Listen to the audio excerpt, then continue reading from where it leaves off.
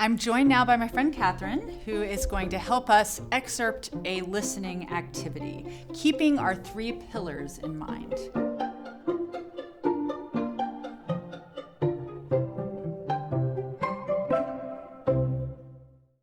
So our repertoire is Villa-Lobos Jet Whistle, the second movement, Adagio, and our entry point is timbre. Our line of inquiry is, how does Villa-Lobos use timbre to paint a musical landscape? All right, we ready? Yes. Okay, and scene. Catherine and I find this piece by Villa-Lobos very mysterious, and we need your help to paint a musical landscape. So we're going to use 3 of your senses: sight, touch, and smell. And these are going to be your tools to help us paint this landscape. So as you listen, imagine yourself in a place. Where are we? What do you see around you? What is the landscape around you? What do you feel? Maybe what's the temperature of this place or the climate? And finally, a big challenge, what do you smell? This is Villa-Lobos Adagio from Jet Whistle.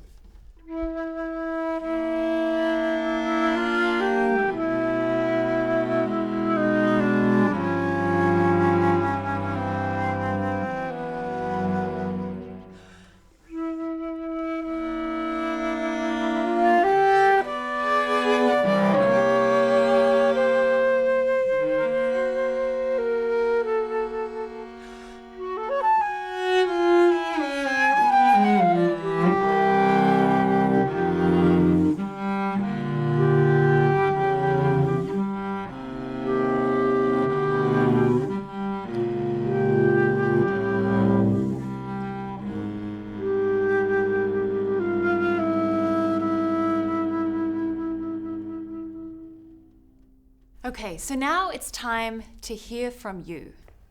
Where did your senses take you? Yes. Well, I saw kind of a rocky, flat landscape. Like a lot of little rocks and, kind of everything to the earth. Okay, so what in the music made it sound like very grounded and earthy with these sharp, sort of rocky landscapes? Yeah, I think it was like the range, because you're very low, so it felt like everything was low and stayed in this similar place. And then you had some kind of, melismatic things that went up and down, which reminded me of like little rocks. Okay, so like little contours and pretty low register flute. Mm-hmm. Yeah, it was pretty low. What did you feel? It felt very cold to me. Chilly. Okay. So a colder climate. Mm-hmm. What in the music made it feel cold to you? It just felt like, I don't know, maybe it was because it's not too loud and it's sort of stayed the same dynamic. So it was sort of flat as well, but I don't know, something empty about it and chilly. Okay, a little bit cool. Yeah. Okay, and what about smell? Did you smell? Yes, something? I smelled a campfire that had been burnt out for a while. Something smoky. Okay, so the remainder of a campfire. Yes, right? and I think it's like the sound that our instruments make together that sounds kind of hazy or something. Okay, it's kind of like mixing together a little bit. Yeah. Okay, really interesting. Thank you. So as we play now a longer excerpt from the second movement of the Jet Whistle by Villa-Lobos, allow yourself to stay in this imaginary landscape and listen out for how Villa-Lobos uses the different colors, timbre of the flute and the cello to create this musical setting.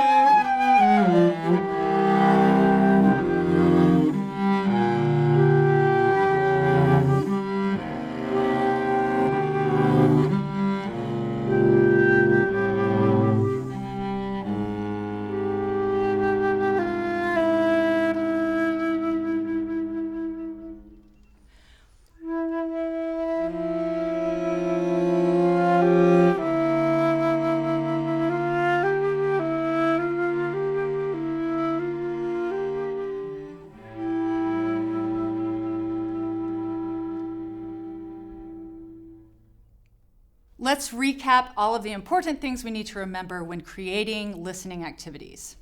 Number one, this should always spotlight your entry point and should support your line of inquiry. Number two, let's remember our 3 pillars. First is to know your audience and being able to tailor your listening activities toward your audience that you're performing for. Pillar number 2 is learning styles and remembering to vary the learning styles throughout your listening activities and throughout the performance. And finally, scaffolding, starting with something less challenging and keeping on building throughout the performance to the most challenging at the very end. Now I'm going to throw it to our brilliant bassist, Evan, who's going to talk about all of the things an audience can do.